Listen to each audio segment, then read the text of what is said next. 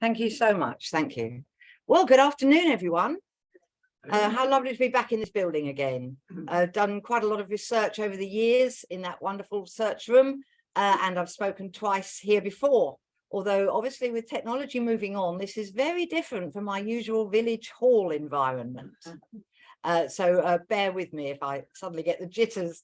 But here I am today to tell you about this event that happened very close to my house in Thorpe-Next-Norwich. And to briefly explain how this came about, having moved up to Norfolk only 18 years ago from Surrey into Thorpe, I immediately joined the local history group. And the very first talk that I was able to make was about this very event. And I listened in awe in that hall there about what had happened only yards from where I was now living. But then I was distracted because I was very fortunate, and some of you may have heard me speak before, to get the place on the MA at the UEA to learn about how to write biography. And that was a marvelous experience. And it led directly to my first book, Escaping Hitler, in 2016. And then my second book, The Lady Lord Mayors of Norwich. And now, having got those two out the way, having graduated, I was ready to give more thought to this local event. And oh boy, did I. And the book was written pretty much in lockdown. Now, that was quite tough. And if you tried doing anything of a big project during that time, it either went really well or it went really badly.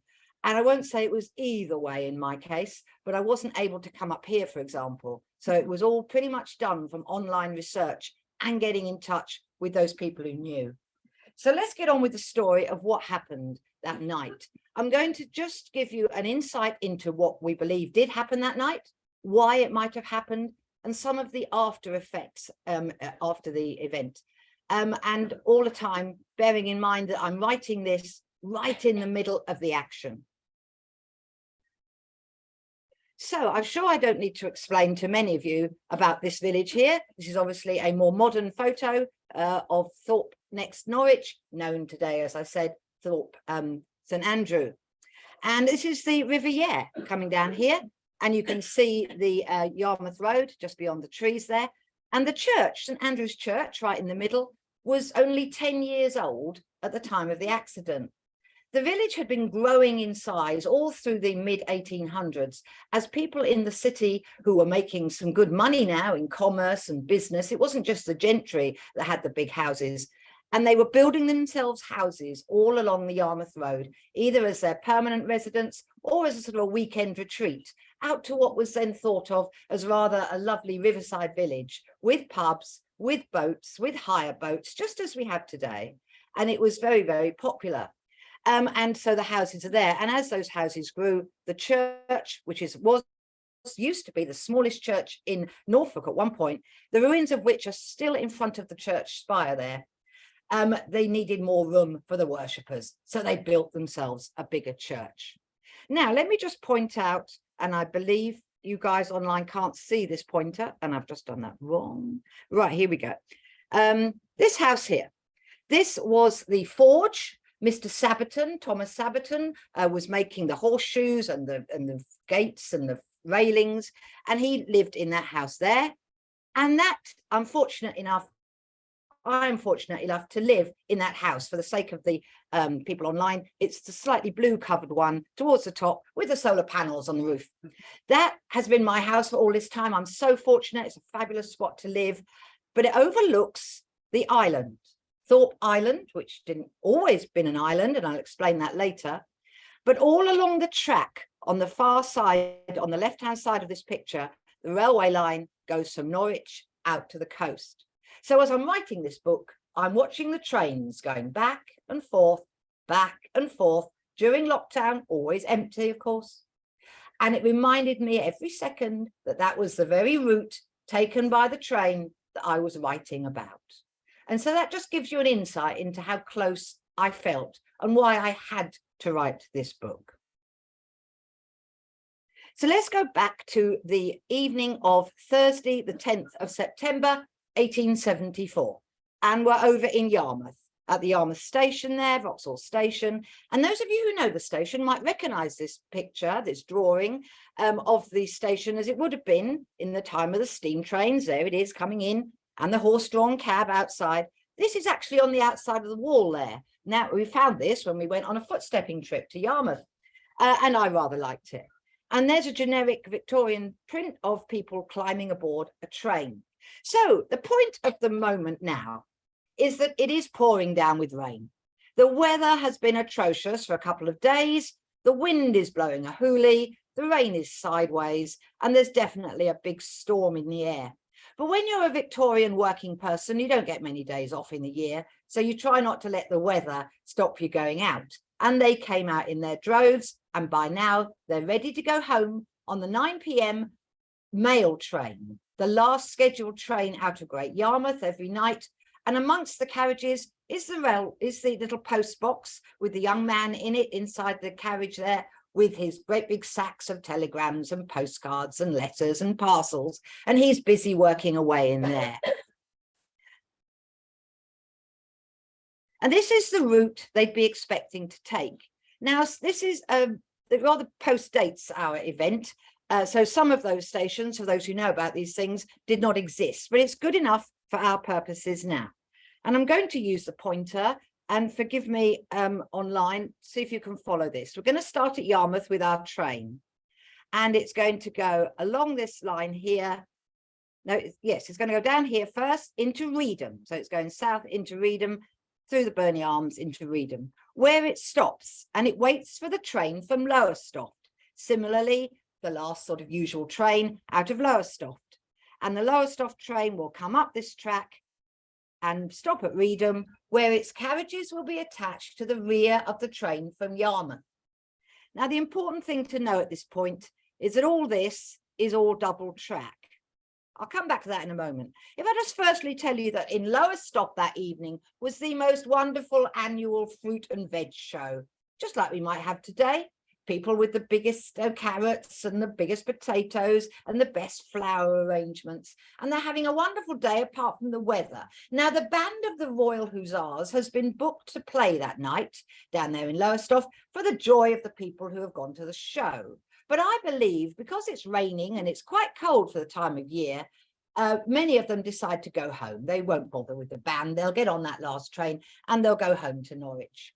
So we've now got our train, a double train now with two lots of people coming up from Reedham on the double track and into Brundall. And this is where it has to stop and wait for the train from London because, and this is the crucial bit of the plot, from Brundall into Norwich, the line is still single track.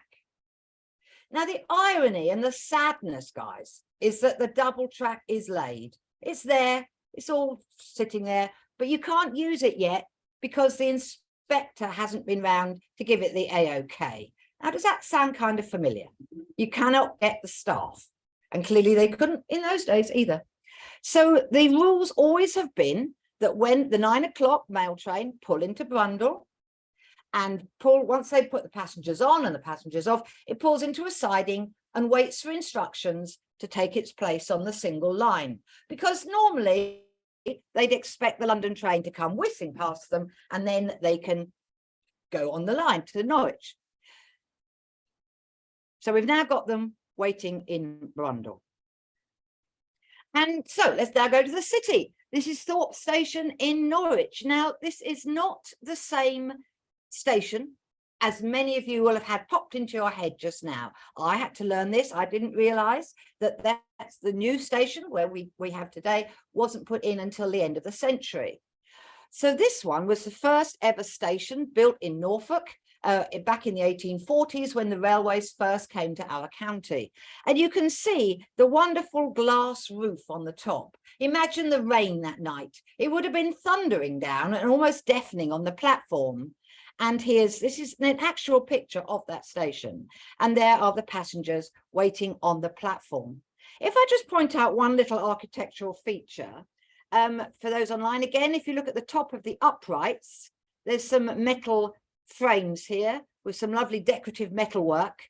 According to my research, they were the only bits that got taken from there across to the new railway station. So next time you're on the platform, have a look up at the decorative bits of ironwork and think they used to be in the old station Station, which was further up from the centre there towards Morrison's. It was positioned further away from Foundry Bridge. And here's an outside shot, drawing of the station, quite a bit smaller than our current one, with a rather lovely Italianate tower, a very popular architectural feature in public buildings of the day. And outside, critically, you can see the horse-drawn carriages here, just like our cab ranks, and the Victorian people with their lovely clothing playing with the hoops, etc.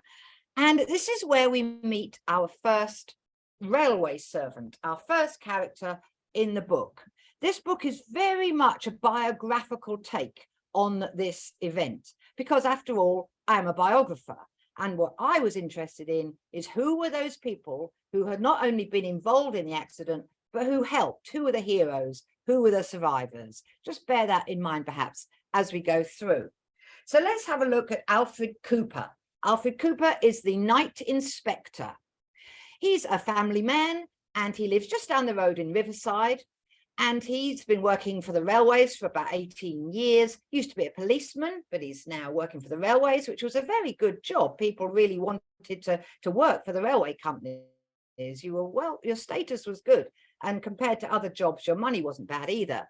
But Alfred has made it to the dizzy ranks of night inspector. His shift starts at 9 p.m. And as he arrives that night at the station for work with his raincoat and it's pouring down, he's probably a bit miserable already. He comes into the platform hoping against hope that that London train has left on time, but that will mean he doesn't have to bother with it. But darn, when he sees all those people on the platform, he realizes, no, it is late again.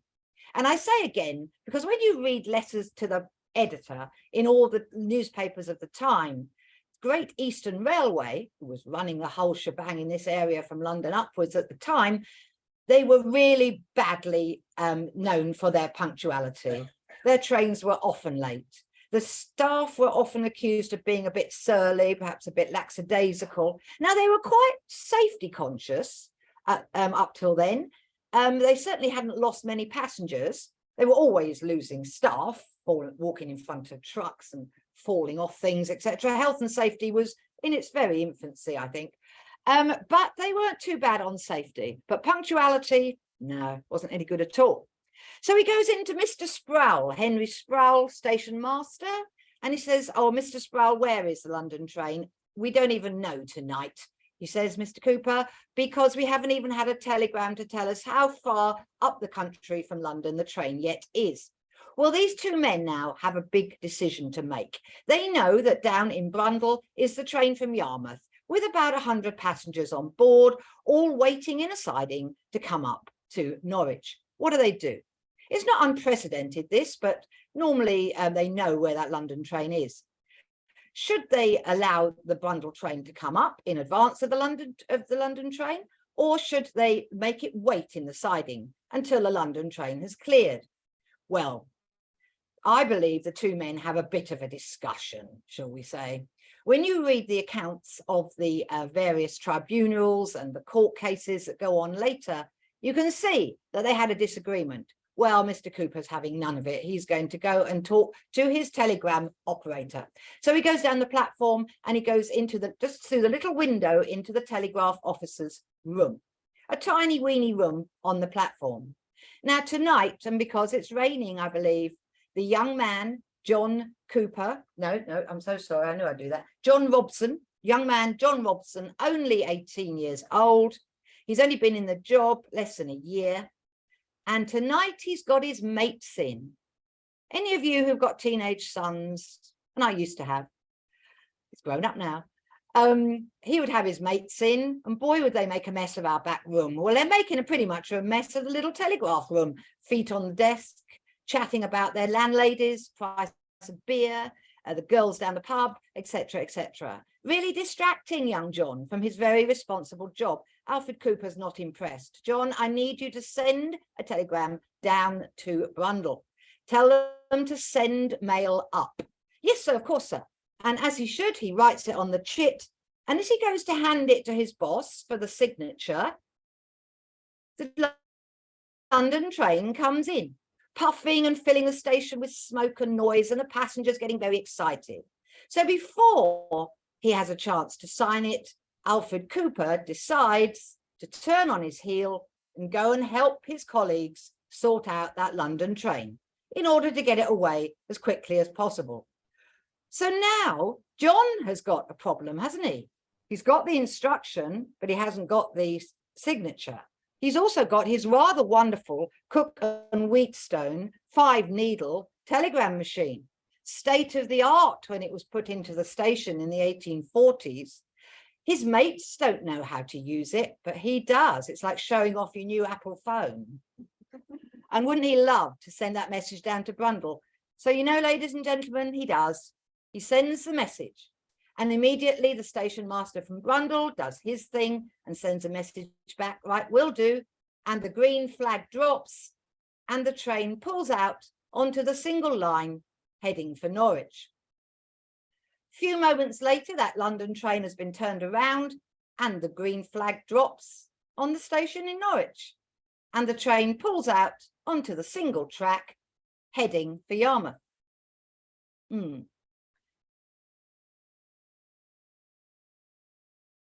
And it was a wet and windy night. So you can imagine visibility was pretty poor. It's not far from either place, only a matter of 10, 15 minutes.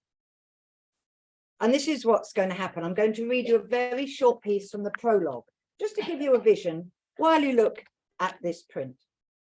So, 2 massive steam engines, each travelling at 30 miles per hour. Visibility poor due to blinding rain and squalling winds. 2 frustrated drivers racing to make up time, both men aware of running late due to delays beyond their control. Both drivers unaware that the 2 trains are travelling on the same single line on a catastrophic collision course. The mail train from Yarmouth passes by the eerie buildings of the Norfolk Asylum, gaslit windows offering little respite from the pitch black night. It then thunders towards the wooden bridge over the River Yare at Thorpe-Next-Norwich. The express from Norwich enters the same bridge, towering high above the lights from the 3-ton pub on the riverbank below. Both crews on the footplate instinctively sense that something is fast approaching through the gloom.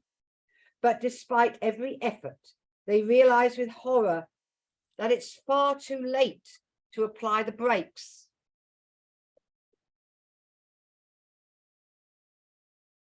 And sure enough, at approximately 9:30 p.m. that evening, the 2 trains do collide. They do collide right behind the Rush Cutters pub, as it's known today, the 3 tons at the time, just to give you people who know the pub a vision. And 3 of the carriages from the London train are actually left on the little bridge. And I'll point that up a little later. Now, if you were in the middle carriages, just behind the engines, you were in trouble. It was all the drivers and their companions were smashed to death instantly, of course. Others had various degrees of injury. But if you were in the rear carriages of either train, many barely knew there'd been an incident. All they felt was a judder, and these all come from discussions and interviews later. A shudder maybe hit their head on the side, the gas lights went out, what's going on, looked out the window, no lights, of course, totally pitch black. They would not know what was going on. But in the middle, the 2 engines had crushed together and risen up into the sky, falling backwards as the carriages around them splintered into a million pieces of wood, all landing on the marshes and the railings below. People were thrown out of the carriages, either through the roofs or through the floor, and the screams must have been audible. The people in the village of Thorpe-Next-Norwich would have heard that bang. In fact, we know they did, because many of them thought it was a thunderclap, and they would have thought, gosh, the storm's bad tonight. But as they looked out, they would have seen that plume of smoke above the roof of the pub. And you know what? They came out of their houses to a man.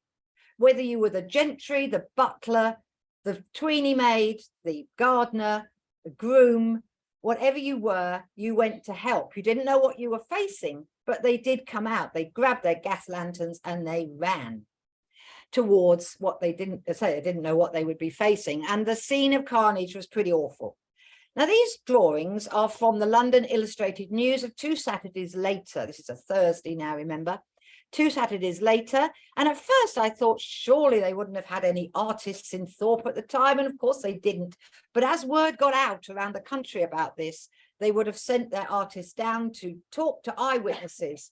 And from what I was reading in the newspapers and the tribunal reports, this is pretty accurate. The mountain was creaking. A couple of men were hanging from that top area there for many hours, while they literally, the helpers put up a stick with brandy on the end, on a soft ending, and the victims were sucking the brandy just to keep them sustained while they were waiting for help. So we've now got the villages of Thorpe-Next-Norwich pulling bodies from the wreckage, whether they be dead or alive, and dealing with them appropriately. Let's go back to the station. So the train has gone, London train's gone, and Alfred Cooper goes back to the window. Okay, John, that's the London train on its way. You didn't send that message down to Brundle, did you? Actually, yes, I did, but I hadn't signed it. No, but I knew what you wanted to happen and you were busy. Well, the two men start to have a discussion about maybe who was at fault. And at the same time, Henry Sproul comes in, hears the fight going on, and stands them both down. The station master, he says, you're both off duty now. I'm in charge. He goes outside the station, and what could he do? All they could do was call for surgeons. They couldn't get a message down to the trains. There were no mobile phones. You couldn't get telegrams into the cabs. There was nothing they could do to stop the inevitable collision. So they asked the cabbies outside. Imagine that today. Yeah. The cabbies to go out to Great St. Giles Street. Yes, Upper St. Giles Street. That's right. That's where all the posh doctors lived. Very nice job when you were a doctor in those days. You earned a lot of money. Or to the hospital to get the people who were on duty that night to come with them. Come back to the station. Bring your equipment. Bring your Gladstone bag. They would have had amputation sores. They would have had bandages. And they would have had little bottles of brandy. But that was the only portable anaesthetic, of course, they had at the time. And you know, they did. Many, many did. They came back to the railway station. They probably had to put down their cigars and their port if they were at home and come out to help. And meanwhile, a maintenance train has been set up in the station and they climb aboard and off it goes down along the track across Thorpe Island past my house and onwards looking for the carnage. And it wasn't far before they found it. And they set to and began to help the injured and announce people sadly deceased. Now we're going to stop the drama for just a minute because I need a breather. Whew. And we come to the trains.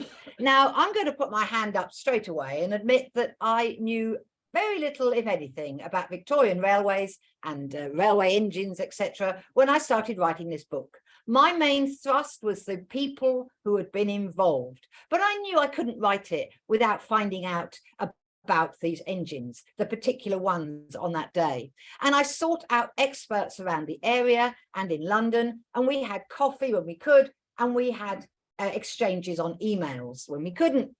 And I went up to York. That was fun. It's a great, great railway museum up there. And I poured through all the books and I found some pictures.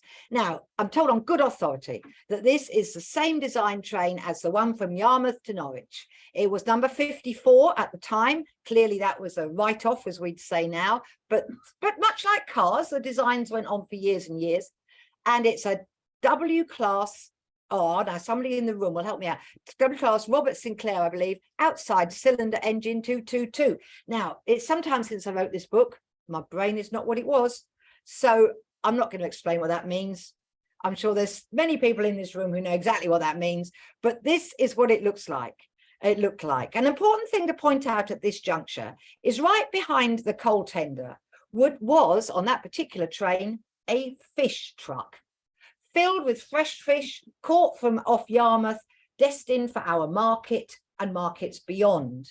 And that actually helped to cushion the collision so that there was far fewer fatalities than you'd expect for such a crash. Similarly, on the express from London, number 218, and that's, as you can see what it says there, Y-class Robert Sinclair, who was very famous in his field as a designer and an engineer. Yeah, I won't even read it because I just sound stupid, don't I? But there it is, what it is. And that is the other train. Now, behind that tender was a horse box. Some newspapers said it was a mule. Some said it was a horse. But again, the poor creature did die instantly, clearly. But it did cushion the crash. So just to give you some stats at this point, there was about 100 people on each train. So it's 200 in all. They lost 17 that night. Another 10 died over the next few weeks and months, leaving, and about 70 were recorded as walking wounded, many of whom walked back into the city. Others waited for all the carriages and the farmers' wagons, all the vehicles that came out to help. Once those walking wounded started spreading the word down the Yarmouth Road, people came up from the city to help carry the injured to the hospital. Others walked to the hospital and went into the equivalent of A&E today to get sorted out. There were lots of lower leg injuries because the legs, of course, got stuck under the seats. But that was 70 of those, and the rest, of which there were a good number, as I said earlier, hardly knew they'd been touched. They just had the problem of climbing down and walking home. Now, let's look at the other end of Yarmouth Road. This is now looking out towards Yarmouth, and you can see the River Yare in the middle there. Now, once the railways came to Norfolk, and our landowners were very reluctant, they didn't want to lose their land, but eventually the public pressure got to them, and they did claim compensation, and they did give up their land. So now they needed a straight line, more or less, from Norwich through to the coast. To Yarmouth in specifically, and that happened to go right through the village of Thorpe-Next-Norwich, and they decided to build it along the edge there. And there's two bridges, one bridge up there on the top in the middle of the picture, and one much further down off picture. Now you've got a problem, because the wherries, those very tall masted wonderful vessels that still all the time were bringing in people and cargo along the River Yare. Once there's a bridge over the Yare, you can't get them under it, certainly not easily. So they needed a canal. They needed to build what's known as the New Cut. And there it is. So that meant that once they built that cut, you've now got half the village is an island, hence Thorpe Island. And there it is at the bottom. The story I loved from the newspapers of the 1840s was that the navvies came to town, to this village and beyond, to build that cut. They did it in 9 months. I mean, imagine. It would take much longer today, I'm sure. And it was the summer, and these were the Irish workmen whose fathers had built the canal network before them. Now they were all over the country building railway lines, and they had some extra work to do here. Now, what, ladies, let me address you.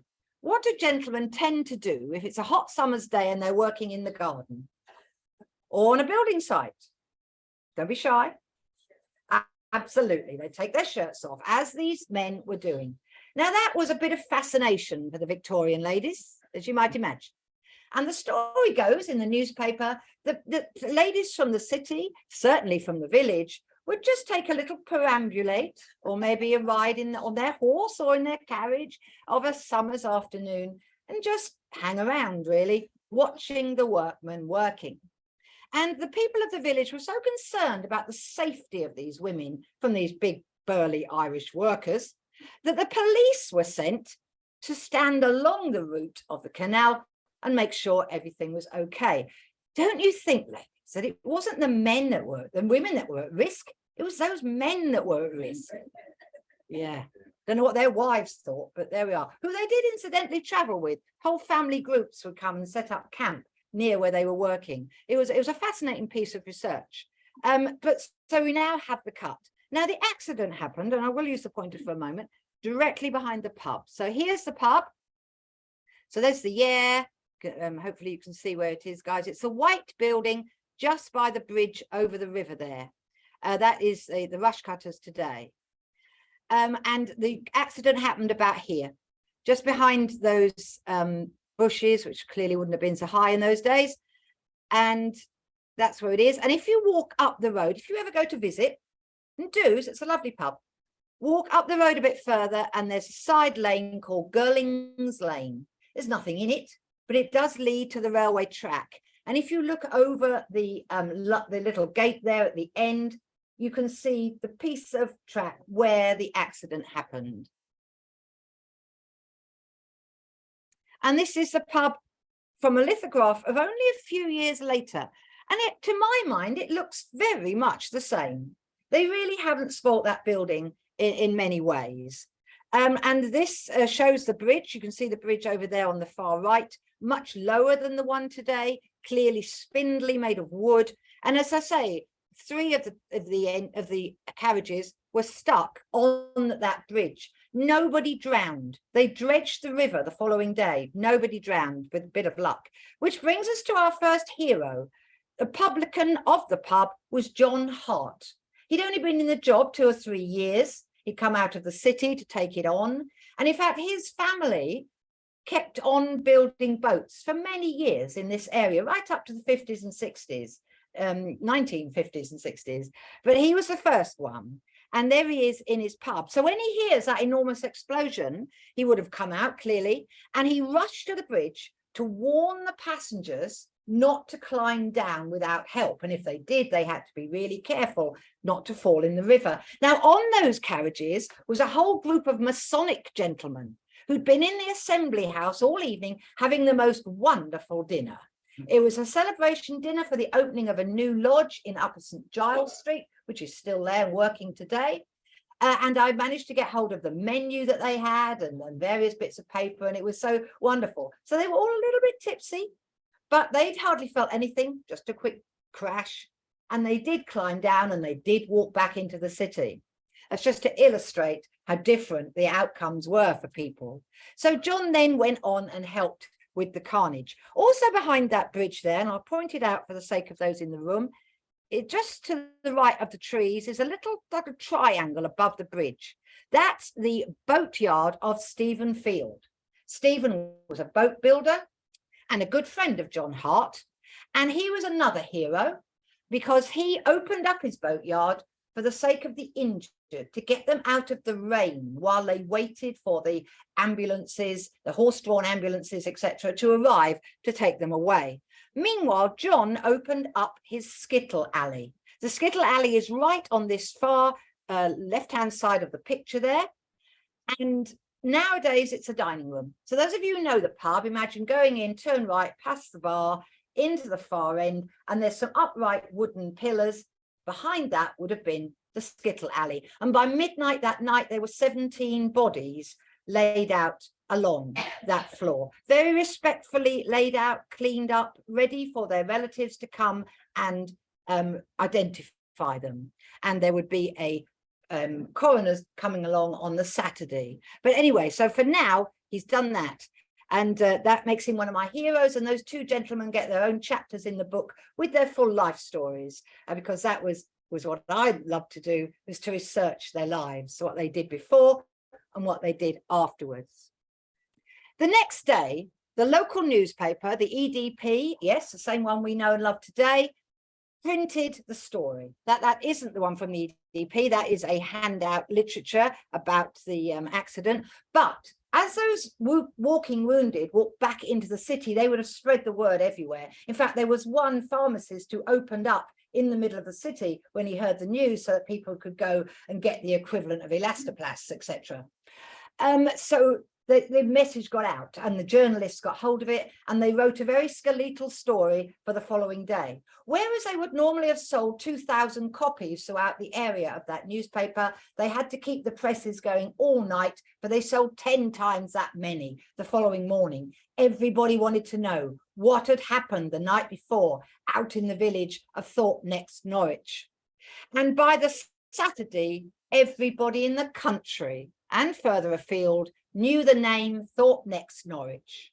Never been heard of before, of course, but there it was. It was all over the press because, as it was later deemed, it was the worst single track head-on collision in Victorian railway history at that time. And they even say that Queen Victoria, who was in Balmoral at the time, and you can see that from her diaries, would have learnt of the news because it was, I say, it was a big news at the time. But as I said before, I was really interested in who those people were. Just give me a little cough for a second. And I wanted to know who was on that train. Well, we had representatives from every social strata of Victorian life. Starting from the top, you had doctors and surgeons. There was a medical botanist who, his adverts in the paper tell you that he can cure anything with his pills and potions. But as he went bankrupt at least twice in his life, I think maybe they weren't that good. Moving on, factory owners, farmers, businessmen, gentry. Now, there was a beautiful 18-year-old heiress, and I'll come to Eleanor in a moment, and an unidentified mystery man. This was like an episode of Vera. Do you like an episode of Vera? I love an episode of Vera. Well, there was this poor man amongst those 17 dead. He was clearly reasonably well off. He had a silk shirt with his monogrammed initials on the chest. He was probably in his 30s, but nobody claimed him. As the night went on, relatives, friends, employers would arrive at the pub to say, yes, I'm afraid that's my sister-in-law or whatever. But nobody wanted this young man. And the following day, when he was still there amongst them, the police in Norwich had a message from a publican, well, a hotelier in Great Yarmouth, who said, I'm missing a guest. My young man from London, he set off yesterday. It was raining and I told him, why don't you go in the city? We've got a great cathedral and quite a few museums. Why don't you go over there instead? Because he was on his holidays, short break in Yarmouth, as people did, still do. So he said, but he hasn't come home, and he promised me he'd be on the last train back from Norwich. So they went to the hotel, just where the racecourse is now, and they opened his trunk to find more identical shirts and a letter from his brother in London. They were able to get in touch with the brother, who came up, sadly, a few days later to collect his brother's body and take him home for burial. Once I'd got those details, I needed more. So I started to research the young man, who by now I know the name of, etc., and his age, these basic details when you're doing family history. And I'm sure many of you do it. You can make a start on the genealogy sites and then move on through the newspapers and the local history books, etc. And I discovered that his mother had had a long-term affair with a very wealthy businessman down in Poole in Dorset. And the children were illegitimate. She was the kept woman, and it was absolutely fascinating. And when I got to the father's, the real biological father's funeral, none of them were invited, of course. Terribly sad, but it was just made fascinating material, and it's in the chapter. So let's move on to the fishmongers, domestic servants, dressmakers, milliners, shop girls. There was one lady, girls, I'll address you again, who was in charge of the seamstresses at one of our big department stores in the city. She was so missed afterwards. People would continually go into the shop to give their condolences. People in the city, like they do today, pretty much knew each other. Off-duty railway stoker, poor man, worked for the company, got a day off, took his children to the seaside. And the other thing, from my point of view, was interesting. They came from all over. They weren't just Thorpe or Norwich or even London. They were Claxton, Castle Acre, King's Lynn, Great Yarmouth, of course, Lowestoft, Beccles, Aldborough, Mile End Road, etc. So I, as a writer, could now look up these places, see what they were like in 1874, and paint a picture of them to go along with the biographies.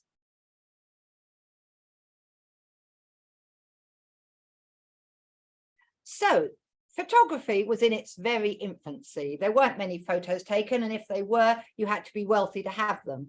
So I haven't got that many faces, sadly, of these people. But these pictures are clearly later. They're older. They were younger at the time. But these are very important faces. And those of you who are historians in the room or keen on local history may well have heard of Dr. Peter Ede and Mr. Charles Gilman. What were the chances of these two guys being on the same train from Yarmouth that night?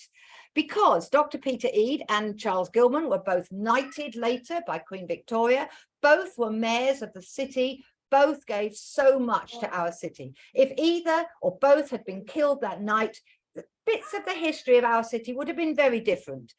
Peter Ede was responsible for Chapelfield Gardens, apart from a lot of other things.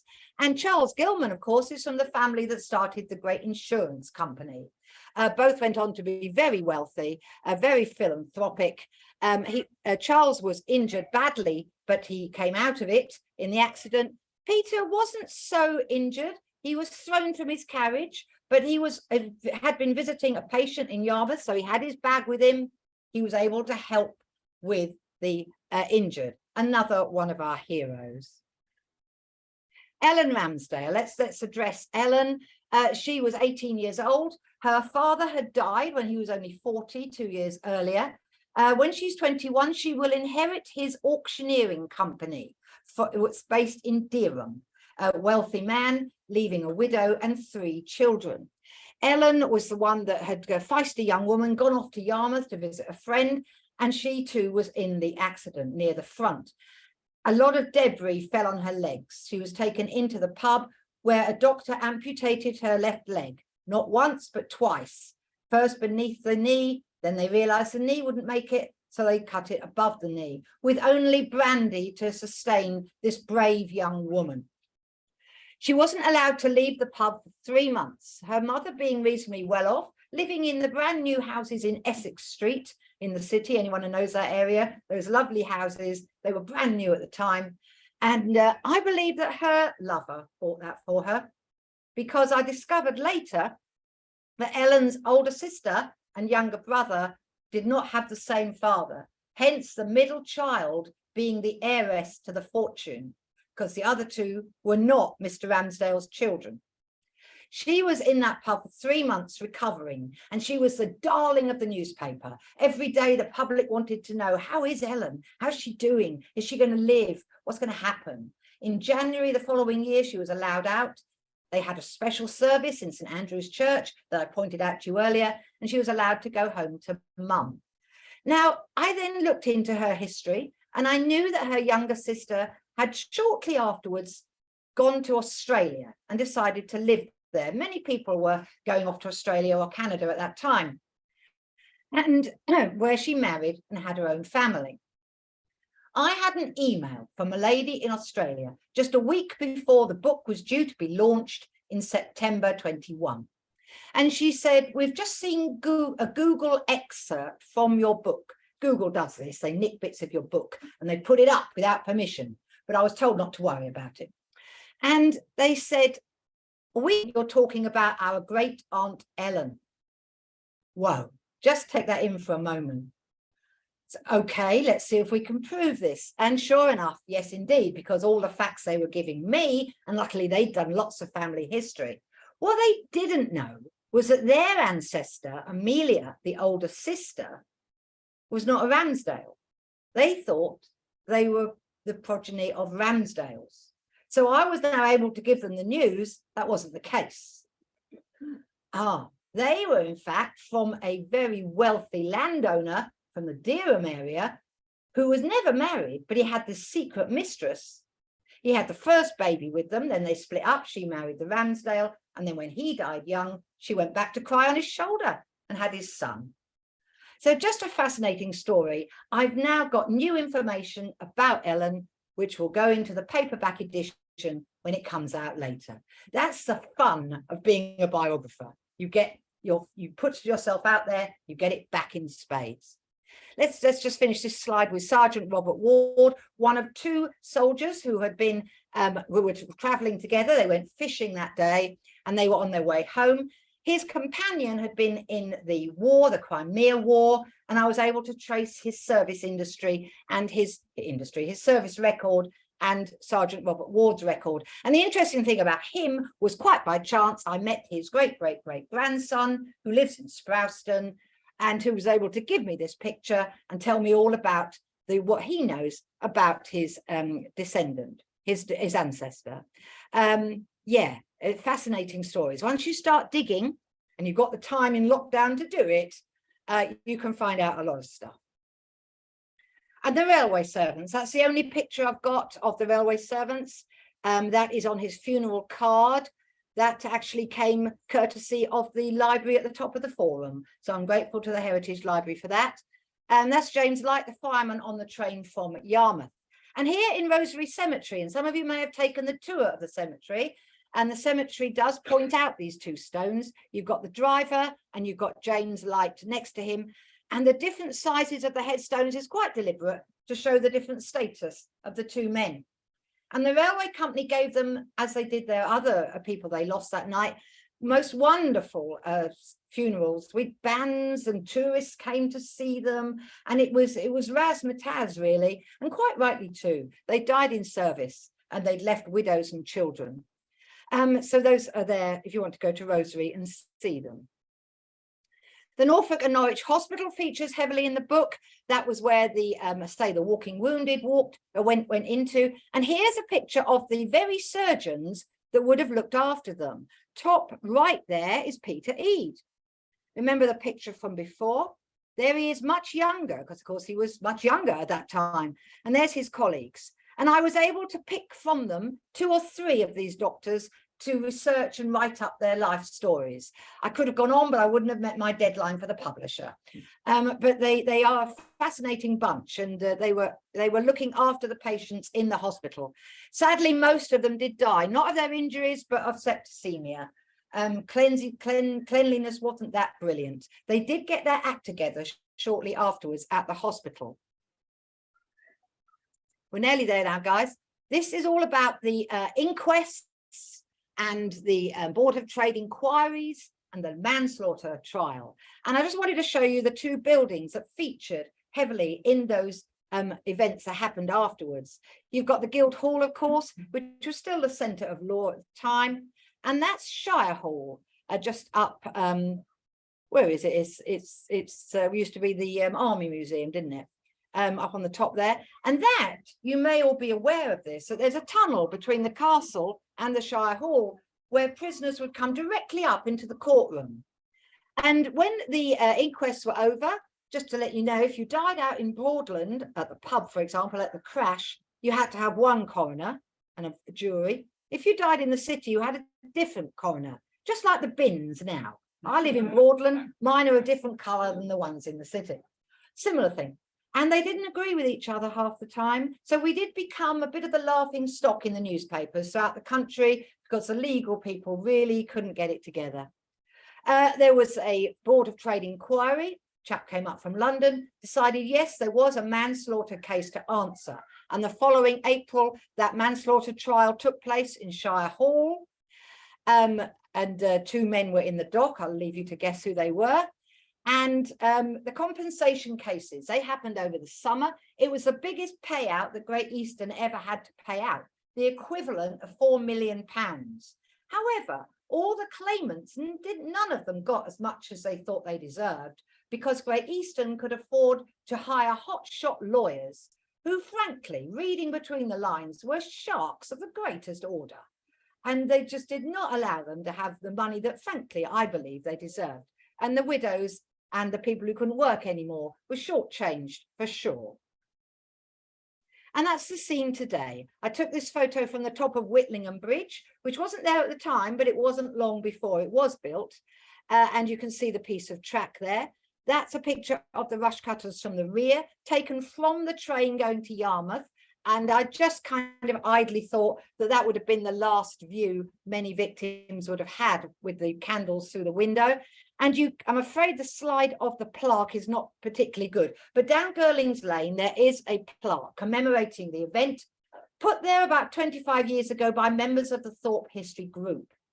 Now, in 2 years' time, it'll be the 100th and 50th anniversary of this event in 2024. So that's 1 year's time now. I must change the script of this talk. And I would love it if we had a bit more of a visible list, maybe, of the names. So I'm going to have a talk with the publican, the brewery that owns that pub, because it's very central to this story. And I quite like them to just dig deep a bit. Shall I have a go? Yeah. So that's that slide, and we're very nearly there. So I wrote the book, and it was tough, and the editing took a long time, but we got there, and I was quite pleased with how it ended up.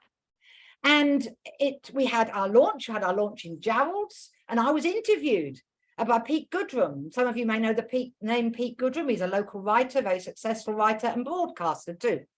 And he'd kindly written the foreword for me. So he interviewed me. And then in Jarrold's, if you ever have your own book launch in Jarrold's, what happens, or any bookshop, the following week you're in their top 10, because people who have come to the launch, of course, generally buy a book and you sign it and it puts you in the top. So there I am the following week, made sure I got in there, and find my book at number 2. I think you're a friendly audience, so I'm going to use this story. Who would ever have thought, ladies, that I would be below Richard Osman and above Ed Balls in my dreams, eh? But there I am, and I'm very excited. And the reviews started coming in, and there's now about 19 5-star reviews up, which is extraordinary. And the reason I believe that it's getting a slightly wider audiences, perhaps, than my earlier books, is that this is not just a historical book. It's a drama.